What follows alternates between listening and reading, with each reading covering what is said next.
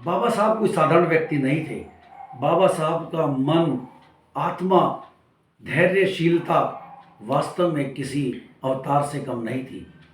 एक घटना जो लिखी हुई है बाबा साहब की नानक चंद रत्तू जी की पुस्तक में, जो पर्सनल पीए थे बाबा साहब डॉक्टर भीमराव अंबेडकर के।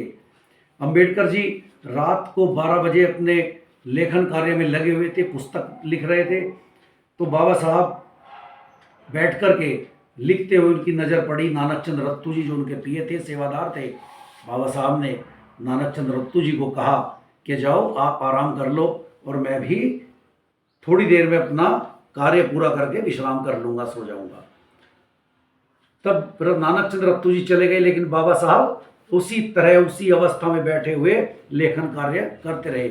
नानक चंद रत्तू सुबह प्रातः 5 बजे उठे, मुँह हाथ धोया अपना, और जब आए बाबा साहब के कमरे में तो बाबा साहब उसी मुद्रा में, उसी अवस्था में जैसे रात को 12 बजे बैठे हुए नानक चंद रत्तू उनको छोड़कर गए थे, उसी अवस्था में बाबा साहब लेखन कार्य करते नजर आए।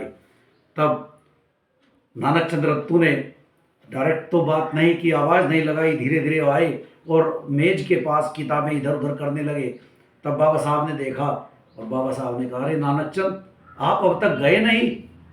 इतना ध्यान मगन होकर के बाबा साहब को 6 घंटे 5 घंटे हो गए, इतना ध्यान मगन कोई आम आदमी इतने ध्यान से अपना एजुकेशन कार्य, अपना लेखन कार्य नहीं करता।